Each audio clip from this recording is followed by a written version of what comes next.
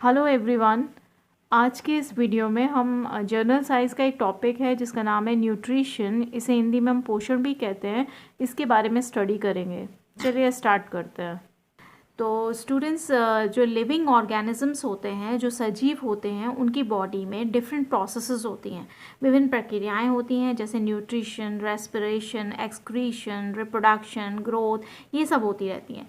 और ये प्रोसेसेस क्या हैं, लगातार चलती रहती हैं। तब तक चलती हैं जब तक कि कोई जीव है वो लिविंग पोजीशन में है, मतलब जब तक कि वो सजीव है, वो जीवित है। और जब ये प्रोसेसेस तब रुक जाती हैं जब ऑर्गेनिज्म क्या हो जाता है, डेड हो जाता है। जब ये प्रोसेसेस रुक जाती हैं तब हम ऑर्गेनिज्म को क्या कहते हैं, डेड कहते हैं।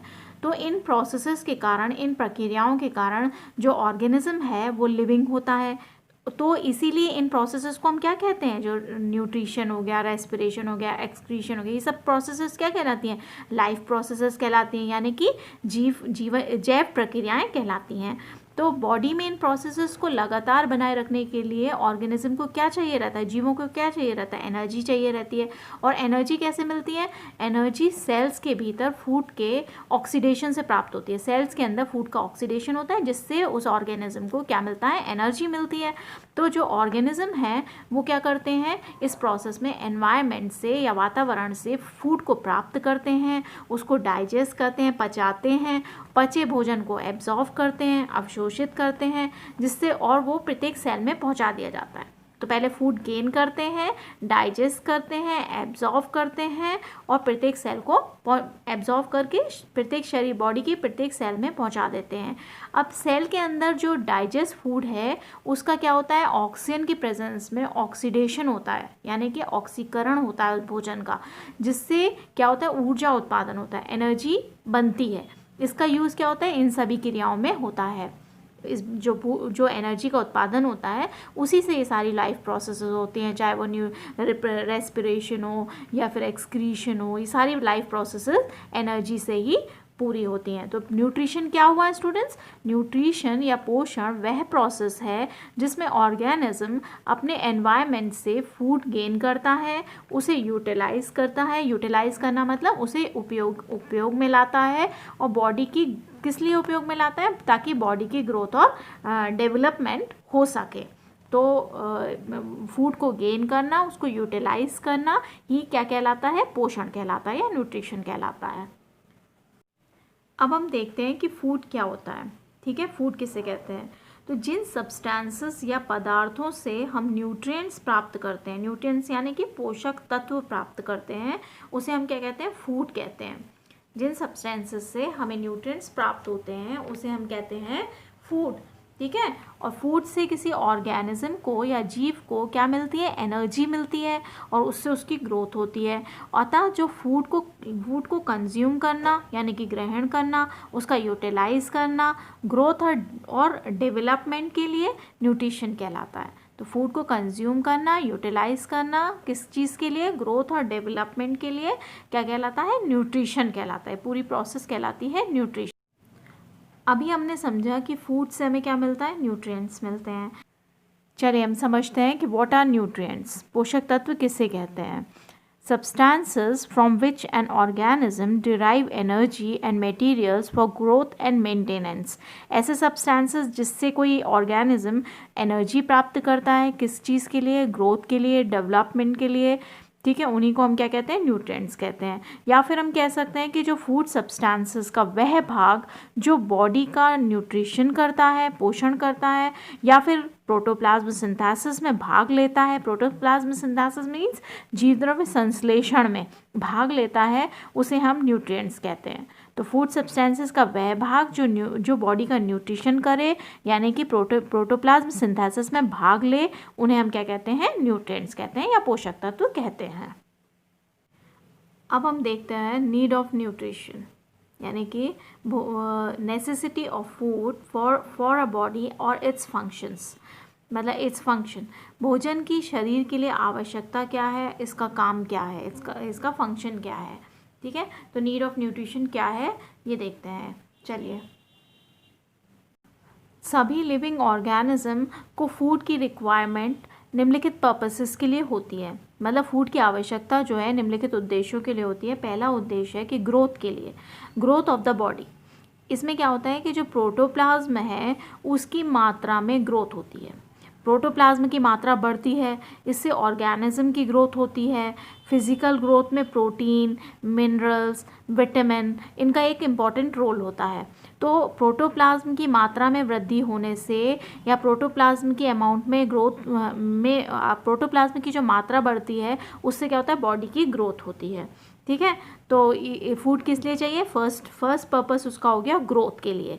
दूसरा है repair of losses in the body, यानी कि फूड के जो न्यूट्रिएंट्स हैं, यानी कि उसमें मेनली प्रोटीन हो गया, उससे क्या होता है, फूड में हमें जो न्यूट्रिएंट मिलता है जैसे प्रोटीन है, उससे क्या होता है, जो इंजर्ड सेल्स होती हैं, जो डैमेज सेल होती हैं, यानी कि जो टूटी फूटी सेल्स होती हैं, कोशिकाएं होती हैं, उनकी रिपेयर होती है। प्रोटीन की हेल्प से क्या होता है कि जो शरीर की टूट फूट हो जाती है उसकी रिपेयर होती है। तो हमें फूड किस लिए चाहिए? बॉडी की रिपेयर के लिए भी।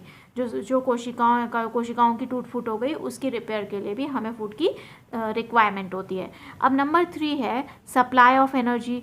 सप्लाई ऑफ एनर्जी से क्या मतलब हुआ? जो जैविक क्रियाएं हैं या बायोलॉजिकल एक्टिविटीज़ हैं उसमें जो भी एनर्जी यूज़ होती है वो कहाँ से मिलती है? फूड के ऑक्सीडेशन से मिलती है, भोजन के ऑक्सीकरण से मिलती है। तो मेनली जब हमें ऊर्जा उत्पादन के लिए हम किसका यूज़ करते हैं? कार्बोहाइड्रेट का यूज़ करते हैं, है ना, ग्लूकोज का यूज़ करते हैं। अब कार्बोहाइड्रेट से जो ऊर्जा मिली हमें तो वो किस रूप में स्टोर हो जाती है? एटीपी के रूप में स्टोर हो जाती है, आपको पता ही है। तो एटीपी से जो फिजिकल एक्टिविटी के लिए हमें एनर्जी मिलती है, जो स्टोर्ड एनर्जी है जो कि एटीपी के फॉर्म में है, उससे हमें अपनी क्रियाओं को करने के लिए क्या मिलती है? ऊर्जा मिलती है।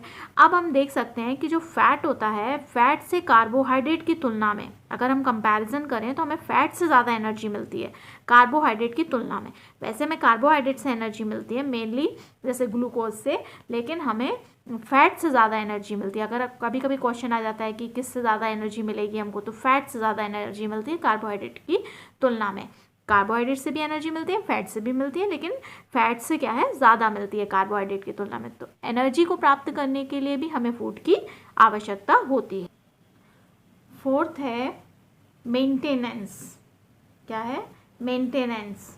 मेंटेनेंस में क्या है कि जो सेल है, सेल की केमिकल कॉम्पोजिशन को बनाए रखने के लिए हमें फूड की नीड होती है। मतलब सेल का जो जिससे मिलकर सेल बनी है, रासायनिक संगठन उसको बनाए रखने के लिए हमें किसकी ज़रूरत होती है? फूड की ज़रूरत होती है। तो एक पर्पस इसका मेंटेनेंस भी हो गया।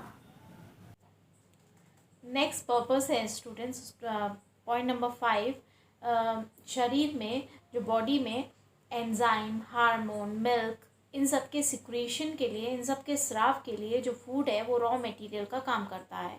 ठीक है, तो जो एंजाइम, हार्मोन हमारी बॉडी के लिए ज़रूरी होते हैं, तो इनके सिक्रीशन के लिए ये कच्चे पदार्थों का काम करता है, इसलिए भी फूड चाहिए हमें। अगला पर्पस है इसका प्रोटेक्शन फ्रॉम डिजीजेस। ये हमें बीमारियों से रक्षा करता है। हमारी जो बैलेंस डाइट होती है, जो संतुलित भोजन होता है जिसके अंदर सारे मिनरल्स, सारे न्यूट्रिएंट्स प्रेजेंट होते हैं, उसी हम बैलेंस डाइट कहते हैं। तो जो बैलेंस डाइट है वो हमारी बॉडी की इम्यूनिटी यानी कि प्रतिरोधक क्षमता को क्या करता है? बढ़ाता है। ठीक है, इंक्रीज करता है। जिससे क्या होता है, जो डिजीज़ है और इन्फेक्शन है उससे क्या होगा? प्रोटेक्शन मिलता है हमको, है ना, उससे हमारी रक्षा होती है, हमें डिजीज़ नहीं होगी और इन्फेक्शन नहीं होगा।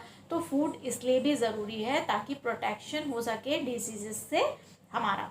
तो ये पर्पस थे, आपको मैंने बताया फूड हमें हमारी बॉडी के लिए क्यों ज़रूरी होता है। चलिए स्टूडेंट्स, अब हम देखते हैं टाइप्स ऑफ न्यूट्रिशन।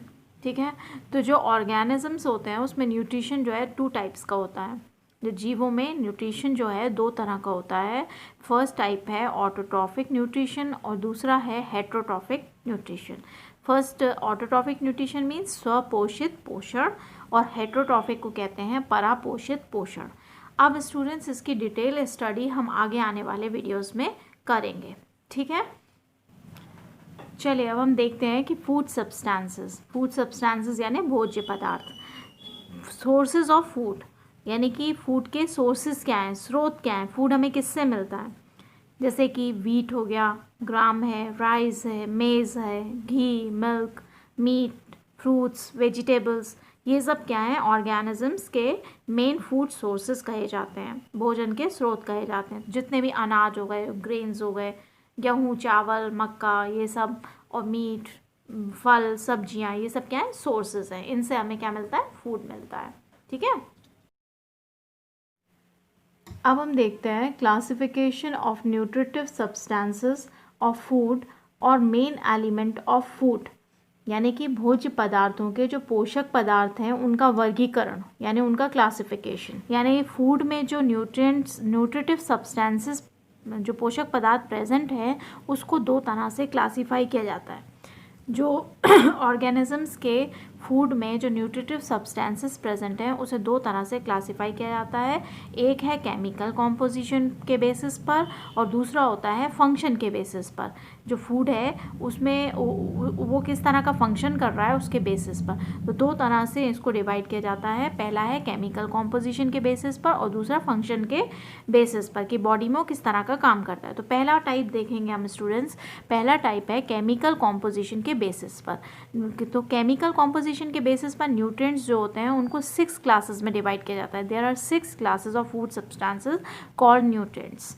ठीक है, तो केमिकल कॉम्पोजिशन के बेसिस पर न्यूट्रिएंट्स जो होते हैं 6 टाइप के होते हैं। फर्स्ट है protein, carbohydrate, fat, mineral, water, vitamins, ये सभी न्यूट्रिएंट्स होते हैं। मेनली जो न्यूट्रिएंट्स होते हैं वो सभी ये हैं 6 कैटेगरी के। तो जो बॉडी के लिए क्या करते हैं, एनर्जी का प्रोडक्शन करते हैं, बॉडी की रिपेयर करते हैं, इम्यूनिटी डेवलप करते हैं डिजीज़ के अगेंस्ट, ये सब काम करते हैं, इन सब के लिए ज़रूरी होते हैं। तो केमिकल कॉम्पोजिशन के बेसिस पे हमने न्यूट्रिएंट्स को कितने भागों में डिवाइड किया, 6 पार्ट्स में डिवाइड किया। कौन कौन से पार्ट्स हैं, protein, carbohydrate, fat, minerals, water, vitamin, ये सभी है। अब हम देखते हैं स्टूडेंट्स, इसी में क्या है कि कार्बन एटम की प्रेजेंस और एब्सेंस के बेसिस पर, कार्बन एटम प्रेजेंट है या एब्सेंट है, इसके बेसिस पर न्यूट्रिएंट्स को हम दो भागों में फिर से क्लासीफाई करते हैं, ऑर्गेनिक और इनऑर्गेनिक में। ऑर्गेनिक मीन्स कार्बनिक भोज्य पदार्थ और इनऑर्गेनिक मीन्स अकार्बनिक भोज्य पदार्थ।